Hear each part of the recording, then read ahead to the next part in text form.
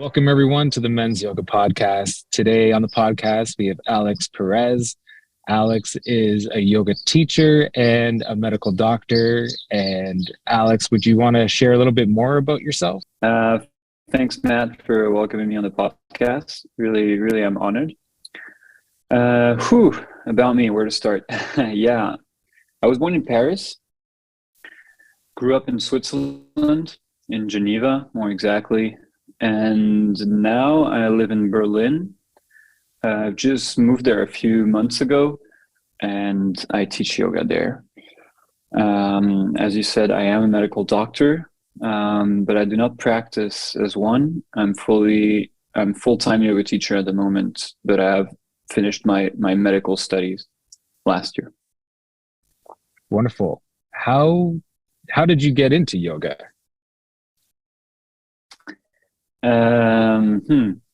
It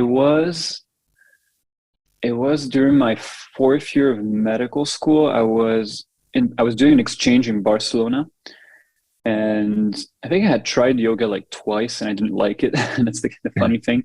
And then I went to, someone invited me to a class in the park, and the teacher really inspired me, and like it just clicked with that teacher. And then I kept going, and I think what I really enjoyed was so it was rocket yoga, and rocket yoga is this really challenging type of Ashtanga. It's like Ashtanga on steroids, kind of like with lots of handstands and lots of arm balances, and it's kind of strong practice, dynamic. And I guess that's what I needed to get me into yoga, because I saw all those cool poses that the teacher could do, and it really inspired me a lot. And I was like, I want to be able to do this. And I think that was my original like drive to get into yoga. Actually, it's something that I say to some of my students sometimes. Is I think we all have different reasons why we get into yoga, and it doesn't really matter what those reasons are. Some people go into yoga because they just want to work out. Some people because they want the spiritual aspect. Some people, they go to yoga because they want to, I don't know, escape something. Some people, they want to learn how to do handstands, or you want a nice butt or something. And I think it really doesn't matter. And I think that's what I love about yoga, is that it's very inclusive, and it really matters why you end up staying, and why you end up keeping practicing. And yeah, and I think that's what I love about yoga. It's a beautiful gateway into deeper spirituality, but it's very open to everyone, and it's very, very accessible, and I really love that. Was there a certain feeling you had, say, after that type of practice compared to the ones where you're like, okay, yoga's not for me? I don't really remember, because it's like an obscure, when you first do yoga, it's like you don't understand what's going on, really. Like, I will say this to everyone who's just starting, like, you don't understand what's happening to you, because you're so confused. It's so many new things, like new poses. They're saying words you don't understand in a different language. Like they tell you to breathe at the same time, and you're just trying to survive, and like do the poses and not completely mess them up, or do the right side or whatever. So I remember it was very confusing. Like, I just remember being super sweaty at the end. It was in New York, actually. The first class I took was at yoga to the people. I don't know if those places. It's like a bunch of studios in New York, and right. I'm sure there were good classes. To be honest, I'm pretty sure there were good classes. I was just not open enough to enjoy them, and it took me a while to start to open up to more classes. Actually, this is also something I tell my students sometimes. In the beginning, we're pretty resistant to things that are outside of our comfort zone, and that kind of, that we haven't done before, or a new teacher or a new style. And I think the more you advance in your yoga practice, and the more you will practice it, the more open you become to those things, and the least resistance you start having towards other types of practices. Now I can really enjoy pretty much every type of yoga.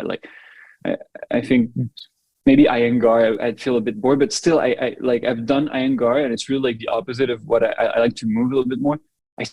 I still enjoyed it quite a lot. I like Bikram, I like Ashtanga, I like Yin, I like some super flowy vinyasa, like some more movement oriented practice. Like literally now, I can really enjoy most of the types of yoga. So I would say in the beginning, it takes like one to make you like it, and it's good to find and to find that teacher and that style that suits you.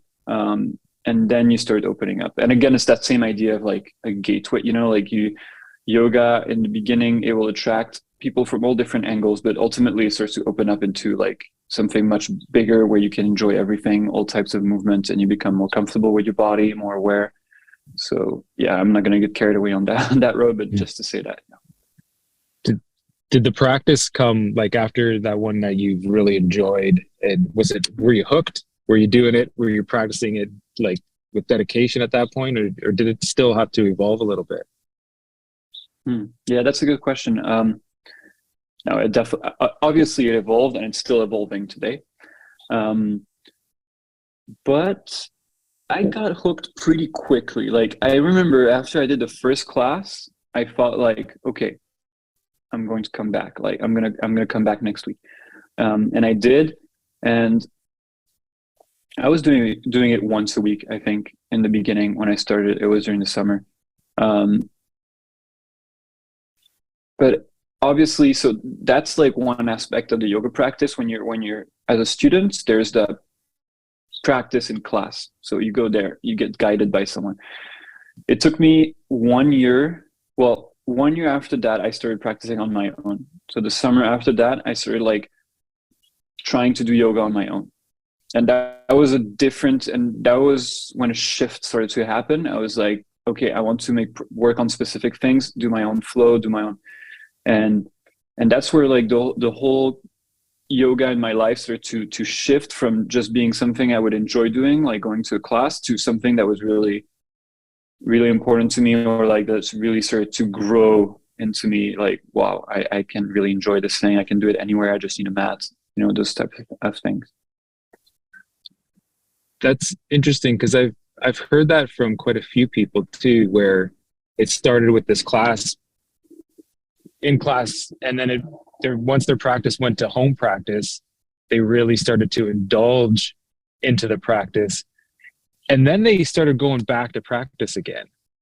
Or would you agree to that, or like would you feel that going back into a practice like in class is important? Yeah, definitely. Like obviously, there's it's like you say, it's kind of a back and forth. So it's a question of balance.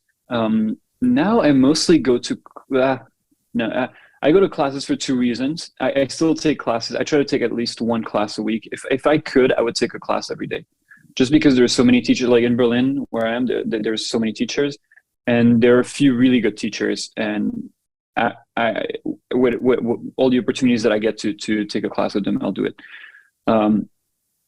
Basically, it's so as a student, or let's say as a practitioner, we're kind of all students. I think it's good to do both, because you will of course learn the proper alignment. You will learn new things. You will develop your practice a lot in a more maybe rigorous way during classes, you know, and you'll hear those alignment cues, and you'll hear the names of the poses. You'll learn how to do yoga really in the classes, but then you will make so much progress when you start doing your own practice. Like it's taking it to a completely different level, where it becomes something personal. And I think that's really important. And everyone who's started to do a personal practice of yoga, I think, where they kind of dedicate themselves to it, they change a lot. Like it becomes a huge thing in their lives, I think, because you start to make it your own thing. You know, it's not just someone telling you what to do. It becomes that own, like, kind of intuitive, but also, I don't know, maybe you're reading off a sequence or something, but it becomes this thing that you start to feel, because you're not being guided into it. You have to think on your own, and you have to be very aware and very, yeah, very attentive, and I think that's a huge part of yoga. Not saying it's not yoga when you're being guided by someone, it totally is, but it's just something really different. I would really recommend to everyone just to start, even with like sun salutations. Even though like sun salutations, when I tried to do them for the first time, like I couldn't remember. You know, I had been doing yoga Right. for 1 year, and then I was like, okay, I'm going to do just some sun A's and sun B's, and I was messing it up. You know, I was forgetting something, and like I was like, do you lift here or do you go back? So it is tricky.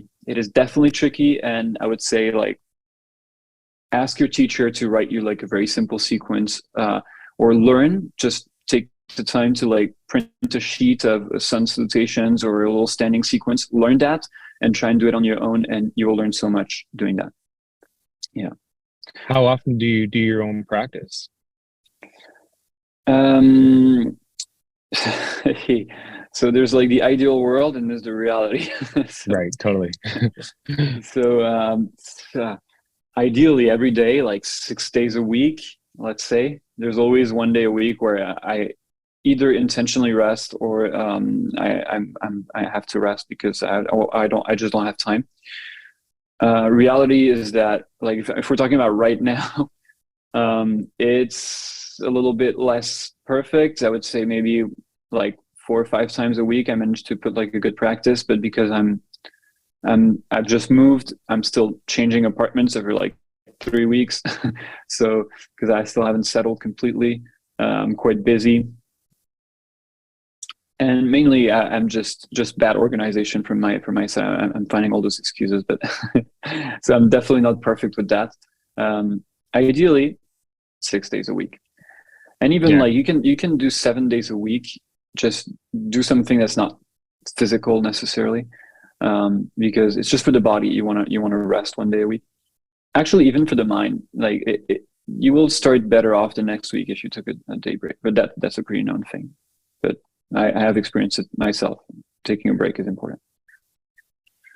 Do you feel like it's necessary to practice like often? Do you feel like that isn't, or is it due to the person?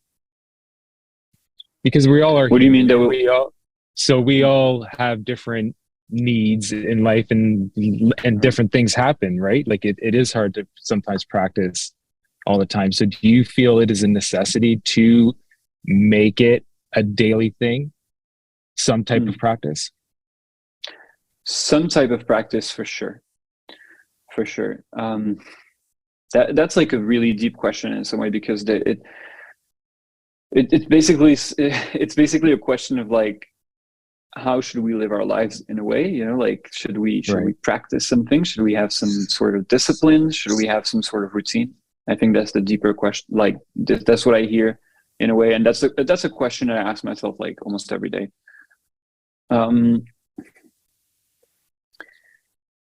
But I guess I yoga is feel more like than just the physical part too, right? So I guess definitely, definitely. in many ways you can practice it every day in a sense. Yeah, but despite that being said, like I think you did. So we live in a world where we're very free somehow. I mean, I'm talking about our countries at least, not North Korea or something, but you know, in the Right. U.S. or in Europe. Um, and even if you have a job, or we have less constraints than we've ever had. I think as humans, like we don't have to hunt for food or like, you know, or work so hard like in the field all day or something like that. And I think the problem with that too is that excessive freedom is can make us easily get off track with our mental health or happiness or whatever. This is kind of a deep topic, but anyways, I think we need some structure somehow, and depending how much structure you have in your life.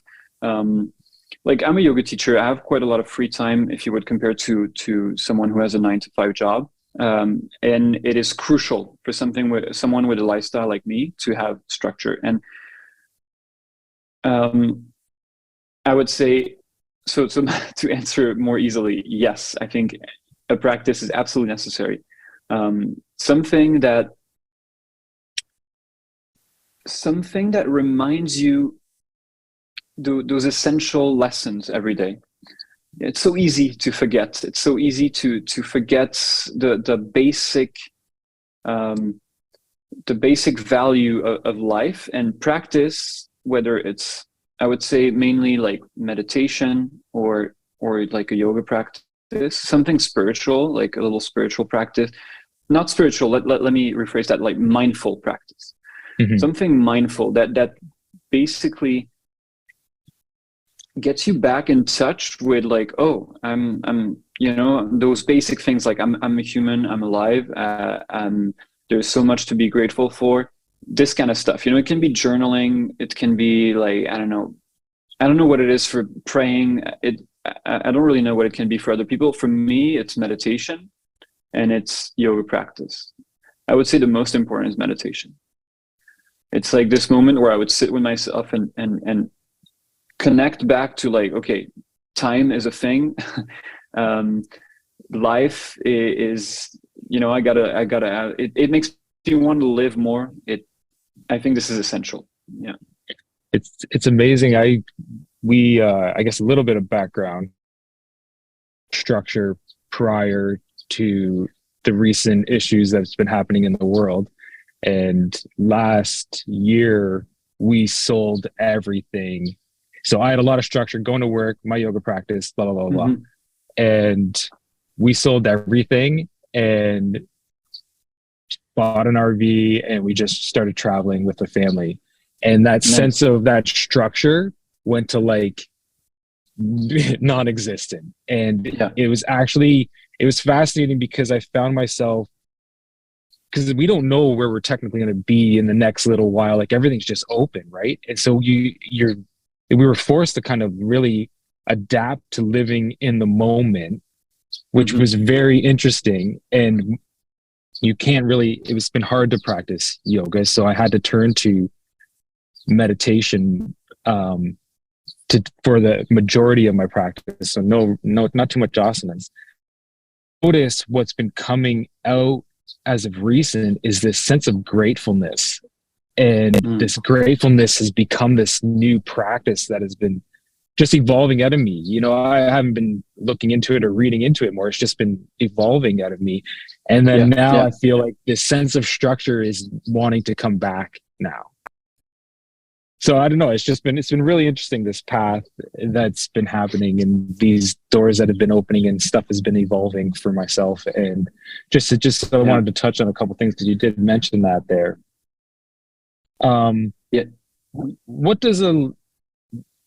What does your practice typically look like? Like, what does your day typically look like? So again, let's say ideally, I try to wake up pretty early. There's a beautiful energy in the morning when you wake up a little bit earlier than everyone else. It's just, not saying I can do it every day, but whenever I can, I feel like, wow, there's this, this kind of silence or whatever in the morning. I would meditate for 1 hour. This is really important. And then ideally, again, I would practice for 2 hours right after meditation, 2.5 hours. If I really get into a flow, I can go, but then I start to be a little hungry around like 10 or something. And then I have breakfast. And then basically the rest of the day is teaching classes, if I have classes, and my free time, I like to study something. So I feel like I need to, like, growing. I need to grow somehow every day. And for me, it translates by like reading something about yoga, taking a class from someone that inspires me, watching a video on something that I want to learn, playing the guitar, playing music, doing something that where I'm learning. And then I would say the rest of the time is free time for another aspect that I actually have sometimes underestimated, or like thought that it was not so important in my life, which is spending time with others and relationships and things like that. Sometimes you're so focused on like what you have to do to have a perfect day, and then you forget that just having lunch with someone, or just spending time talking with your friends, or just doing nothing with your friends is actually what brings you most joy in a day. So yeah, ideally a balance of all those things. Obviously, there are never 2 days that look the same. Sometimes I have classes in the morning, sometimes I have more classes in the afternoon. Like, I'll have to adapt a little bit, but my ideal day looks like that. What what type of meditation do you practice?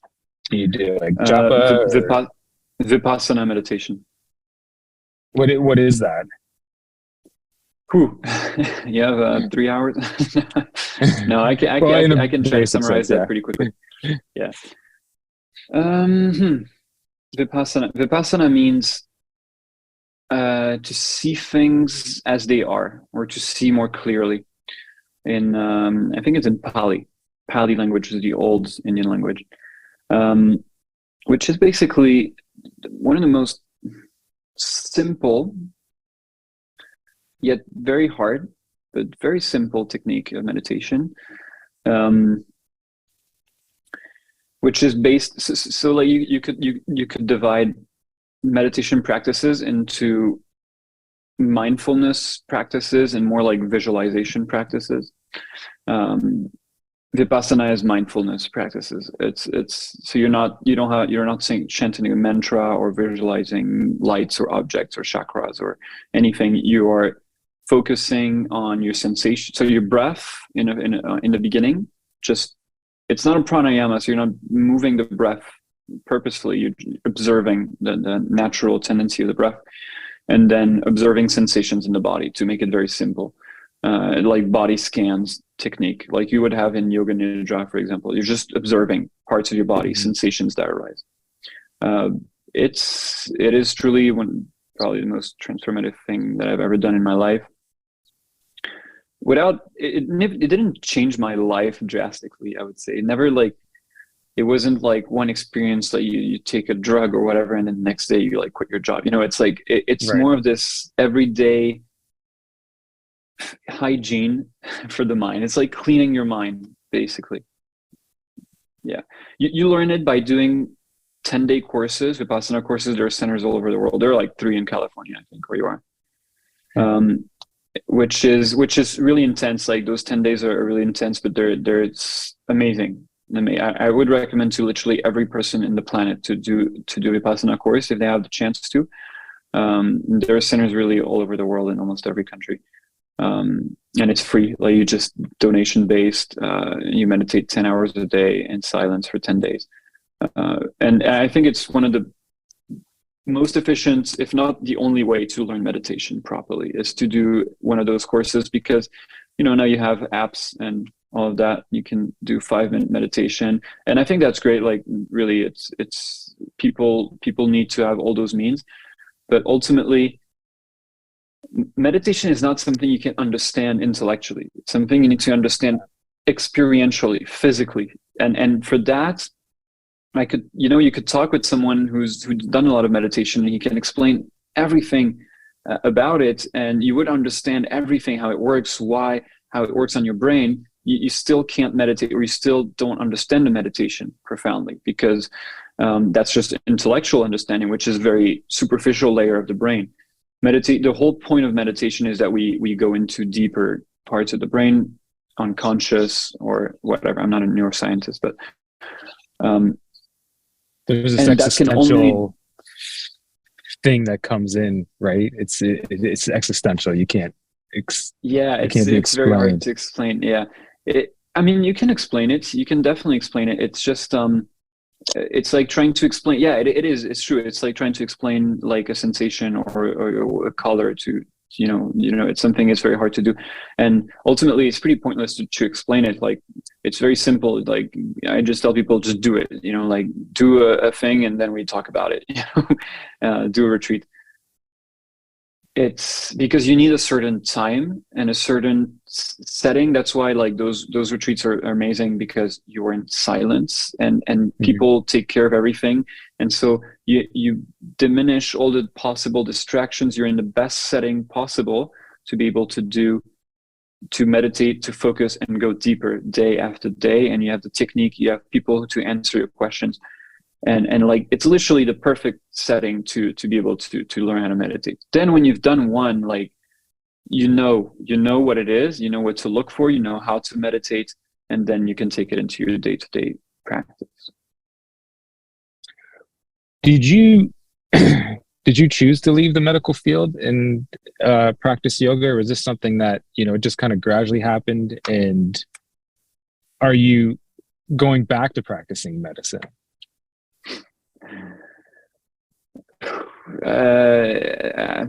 It's not in my plans. It would make my grandmother very happy for sure, but but no, I really don't see myself doing that.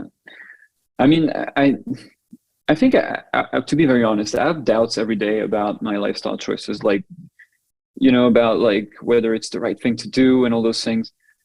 But I had a few moments like a few years back where I knew I had this feeling so strong that I knew what I needed to do in my life, and I knew it made so much sense on not only like intellectually but like profoundly in my body and in my soul, what I had to do and what choices I had to make. And I knew I needed to not be a doctor and to be a yoga teacher. It made so much sense. And now it's just, you know, I know that doubt is normal. You know, I have those. I think it's everyone's enemy. But I use it as an ally actually, because I try to prove myself. Well, you know what? Like I have those doubts. Well, I'm going to prove myself that I was right, and I'm going to work hard, and I'm going to make this life work really. But whenever I connect deeply to myself, I know at the bottom of my heart, like in the 100% sure that I'm doing the right thing at the same time. It's just more superficial doubts, like what people think, what am I going to do when I'm older? Am I still going to enjoy teaching yoga when I'm 50? And those questions are ridiculous, you know, because like, what do you know? When you're 50, maybe you wouldn't. You could be a miserable doctor as well. You know, like there's so many things. Right. But all those things they keep coming up, and I have to stay strong in my direction and intention of like, no, I know what I'm doing, and I know why I'm doing it, and I trust the process basically. Do you look at Western medicine different now that you are deeper into yoga? No, not really. So I started looking differently at Western medicine like halfway through my studies. I was in my third year, and when I started to build, to be very honest, like I don't think there's that much of a difference between Western medicine and other medicines. I know a lot of people are going to be pretty surprised by that statement, but for me, that was not the issue. Like I would not have done like any other alternative medicine, like Ayurveda or whatever, like either. I think my problem was a even deeper sensation that not a sensation, just constructed thought as well, that basically we have to be responsible for our own health to in a big part, and responsible for our own lives. And most medicine treats you like they will treat your symptoms. Even if you're like given plants, you will treat symptoms, which is very important, you know, or even like if it's manual therapy, whatever, like you're mostly treated. Yeah, someone else is trying to heal you. And I think this is, of course, important if you broke your leg or something like that. But most of the, I think my deep idea, I never really phrased it or like try to put it in words so much, but is that we have to become our own doctors somehow. And that was like the real drive. It's like, take responsibility of your own health. Of course, you need to be able to ask for help when you need help, you know, and medicine definitely has a role in society. Like I don't deny that one bit. But I think we've shifted so much to that side where people go to the doctor the same way they would bring their car to the garage, you know, like fix this. And I didn't want to be that. Like I wanted to act at the roots and be a vehicle, let's say, for gained awareness, health, happiness, all those things. And I found that teaching yoga not only fulfilled me, because in that my own health is important too. And I didn't want to work also in a hospital with neon lights all day and being, inside and working crazy hours. So it was also related to my own health. And instead, something that could fulfill me and that would have an impact that is maybe more subtle, because you're not like healing someone's diabetes or something, or or making a surgery. But in the long term, I trust truly that what I do heals more and enables for a better and healthier society and world than if I was working as a doctor. If you required some assistance, would you go to Western medicine, or would you find more of an Eastern, say like Ayurveda or traditional Chinese medicine? Depends what I have, but my first intuition is I would go to Western medicine. And I'm like, I don't fit in any boxes, to be honest, of like, I think that's a strength, to be honest. Like, because of my background, I try, this has been like on my mind for a while, like those thoughts about, I don't know if it's a word in English, nuance. Nuance? Yeah. Yeah, nuance. Yeah. Like, I think one of the plague of today is the lack of nuance in all horizons. It's like people either just go like, I'm against that, or I'm totally for that, and being able to keep a balanced mind and see things again for what they are, and be like, actually this is smart, or this is good, and this I don't like so much, but this I like. Being able to have complex thinking, complex ideas, values, complex, like make complex choices, and know what is good, what is like, this is really important. And people, it's very easy to just fall, and I've done it so many times, to just fall into one type of discourse, or like set of ideas, or an opposite one, and be a bit on the extremes. So the fact that I have a background in science makes me understand science a little better, also understanding its limitations. On the other hand, the other foot that is in spirituality and connecting with maybe more esoteric, makes me understand the other side. And I really have a foot in both. Like, I have friends who are doctors who will like laugh at some of the stuff that you could find in yoga classes or whatever, and friends, yoga teacher, who would be completely appalled by what doctors would do. And I think being able to see both and to make a balanced opinion on and not just a sharp opinion is really important. And I think this is the case for everything. Like, most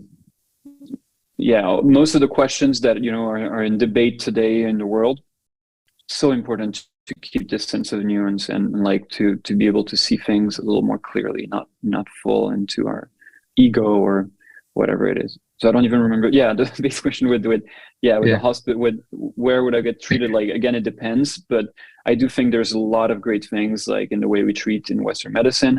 I don't know so much other medicines, but I'm always very careful. Like, if I'm not going to believe everything just because it comes from another culture and that I kind of like or whatever. Like, oh, Chinese medicine is great, so you should just give yourself to all of those things that they have to offer. No, just stay cautious. Like, look at things, make up your own mind. Sometimes you have to trust.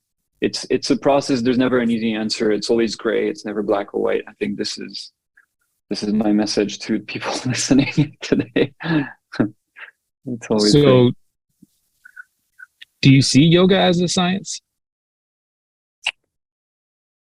No, not really. I think it would be very reductive, reducing, I don't know, to see it as a science. It would be reducing it to a science, I think, would be a mistake. This is, again, a big topic. I'm not going to go too deep into it, but Yeah. I believe that I believe that science, science is like the holy grail today, like everyone just, it's like science, science said something. And as someone who's really dove deep into science, I want to say that it's not, it's one way of seeing the world, literally.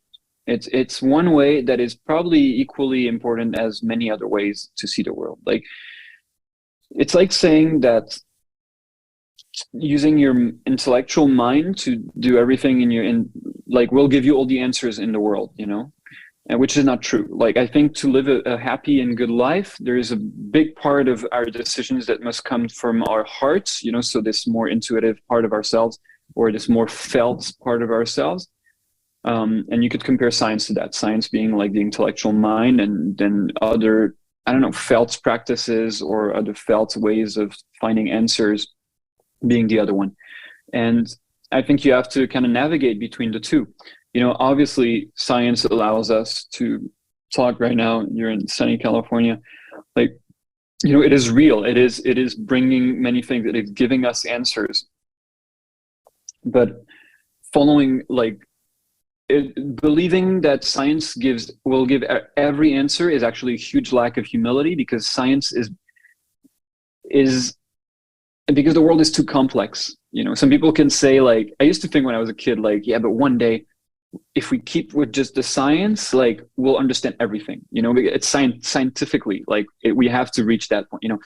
But I think even that is like a lack of humility in front of the immense complexity of the world. And facing that immense complexity, we need something that is even more powerful sometimes than our rational brain, maths, physics, which is like felt things. And that's why I think cultures like thousands of years ago had understood, like Buddha, like, let us take a very simple example.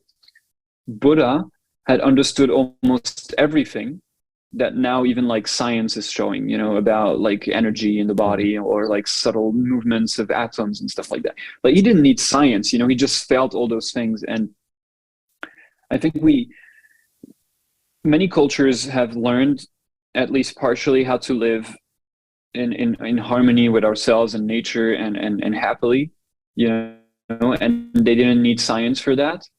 And yeah, again, it has a role in our society. I just think definitely there is much more. Oh, so in yoga has definitely must have a scientific part in it. It's like, you don't want to injure people, the physical asana I'm talking about. It's so good to back things up with science. It gives it credibility. People believe in that a lot.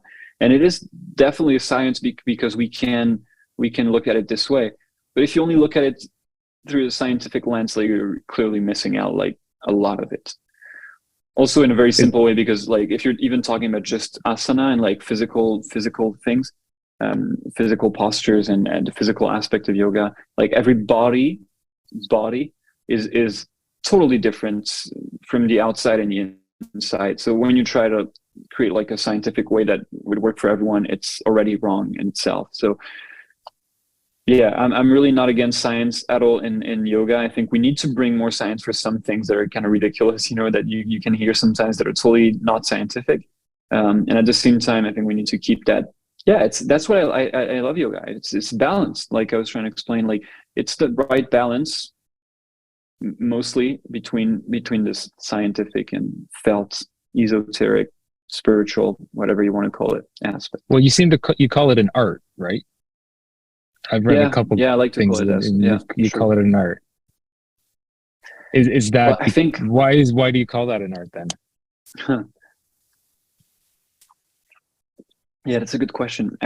Ultimately, I think the word, at least for me, what it means, the word art means that balance between, that reality, like physical reality, and between the soul of things, and the energy of things. And yeah, and that's why I think that's where lies yoga. It's kind of in between, where it feels like that for me. It's like an expression. It's very regulated. So I wouldn't say like in form of art, like dancing necessarily. Although I like to, when I teach my classes, I like to refer to dancing and and have people feel a bit more this connection to like intuitive movement or dance. But I wouldn't say that yoga is a form of art, like a performance or something that you need to show. It's more like an inward, like, yeah, an art from inward. You know what I mean? Like it's your personal Yeah, expression totally. with yourself. It's like that journey. Like when you take a yoga class, it's like a journey within yourself, you know. And I don't know, I just feel like it fits to call it art. Yeah. Yeah, I really like that. I mean, you bring up a lot of interesting things to think about on your Instagram, and I really enjoy reading them. And I Cool. find them very, very inspiring. And it just makes you think. There was one thing you said, and I'm just curious for you to go just a little bit deeper on it, and then we'll wrap up here. But it says like if you want to achieve your purpose, practice without passion. Hmm. And what do you really mean by that? Yeah. Um, Here's the thing, like passion is kind of an ever-changing thing. Like basically what Vipassana teaches you is that one of the big like teachings is non-reaction. So you observe things, and you you become very sensitive to things inside your body, the sensations that arise, but you don't react to them. Whether it's a pleasant or unpleasant sensation, you just see it for what it is. You know, okay, I have those sensations. You look at it. They will, and the teachings is the law of impermanence, so that all those sensations will eventually go away. So they will appear, disappear, appear, disappear. And this is a metaphor for life, really, what happens in our lives.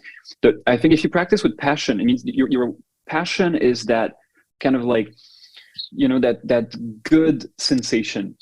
You could compare it to those nice feelings, those nice sensations. And if you look for that, you're always going to be disappointed. Like at Mm, least one day out of two, you know. Half the time you're gonna if you want to go on your mat every morning thinking you need to be passionate to do it, like you'll do it half the time only.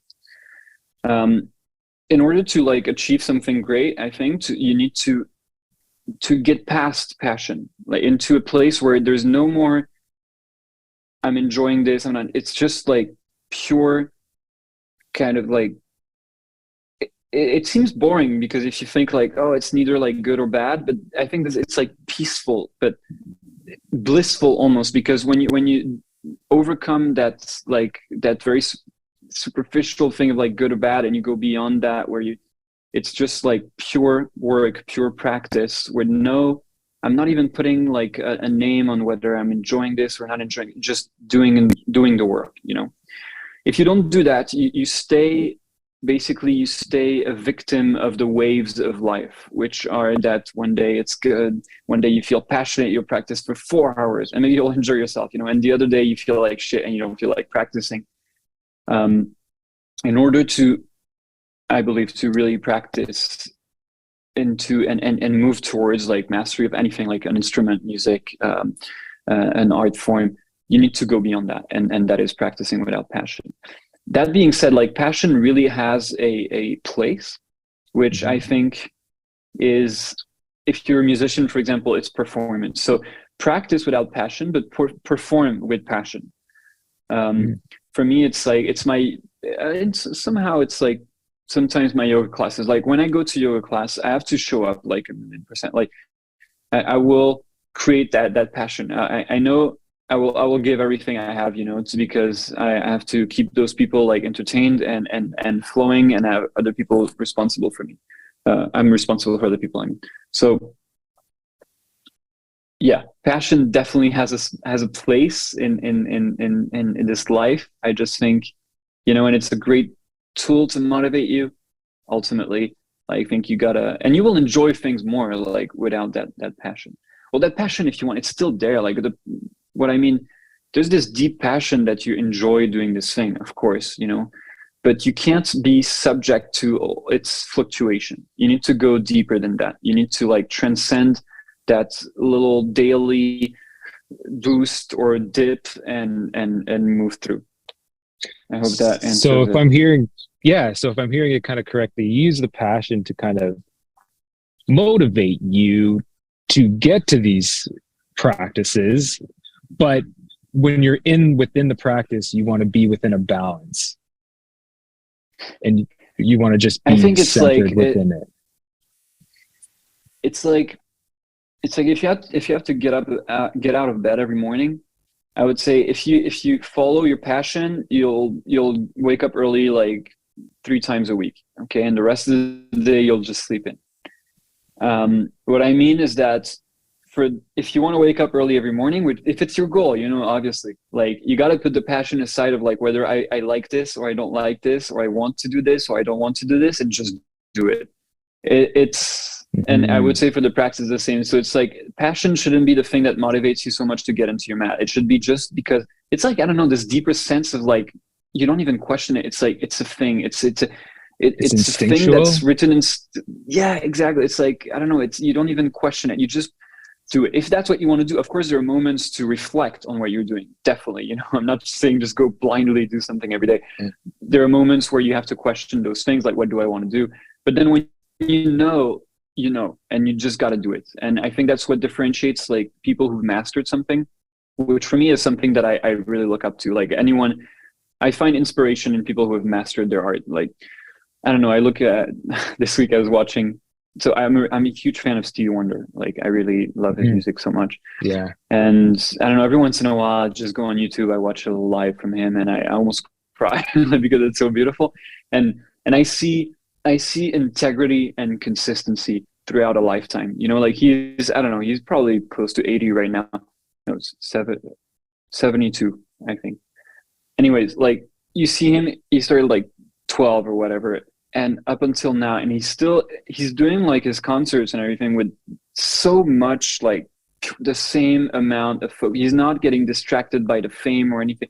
He's just, so that's what I mean by no passion. You know, of course he's passionate by music in a way that we can't even understand, but he's not falling into the passion. He's just staying so integral and you know, like professional in some way to what he does. Like you see him just arrive and it's like everyone's just clapping and he's like this huge star, and all the people around are like happy and excited, and he just comes, and when he sits on the piano and he starts to play, it's like everything is gone and he's just like into the music 1,000,000%. I find this so inspiring, and for me I think this is the way you should do things, you know, with like there's no passion. It talks to me, and I understand it can be a little confusing for others. It's also about defining words and what is passion and all those things, but I hope I got my idea through. Yeah, totally. Yeah, that was great. Thank you for sharing. Well, we'll wrap up now, and I appreciate you coming on and sharing your knowledge and wisdom. We really appreciate it. And thanks. I really appreciate it too. Where can people find you? So easiest I would say is online is through Instagram. It's where I'm most active, unfortunately. Spend way too much time on this. So like people can send me messages there. I always try to answer. If they want to practice with me, Berlin, I teach in several studios here. Normally you can find all my schedule and my things on my website, which you can also access through my Instagram. So my Instagram is Alex Perez Yoga. Website is the same, Alex Perez Yoga. And I get quite a lot of requests from people who don't live in Europe or whatever, who want to also practice with me. To them, I say to try and join me during my retreats or intensives. So I will be teaching. I teach like 1 or 2 intensives a year at the moment. Also workshops in different cities. So for example, I'll be teaching in Rome, weekend workshop in Rome in January, in Lausanne and Geneva, so in Switzerland, like in January 2, the week after. Okay. And then I'll be teaching an intensive in Sicily. So usually through Instagram, you can find everything about me or just ask me. Okay, wonderful. Yeah, we'll have those in the show links. And again, thank you so much, Alex, for coming on and sharing your No, thank you story so and much sharing your journey. for doing this podcast. We haven't touched on like the man aspect of the maybe the podcast, yoga for men. Yeah, Um, yeah, but yeah, I think it's great to do that, and I think there's really needs to be also like awareness about men doing yoga. It's definitely a very feminine. At least there's a lot of women in yoga, so I yeah. think it's really good to like do stuff like this. I really enjoy it. Really appreciate it.